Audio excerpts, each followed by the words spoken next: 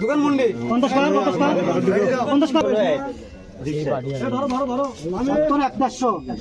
আর এটা 50 150 এই যে এটা 100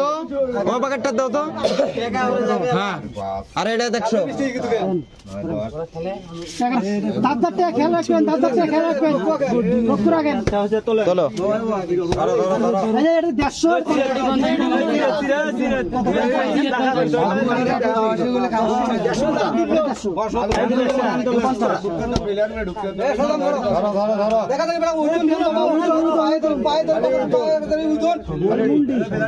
দেখি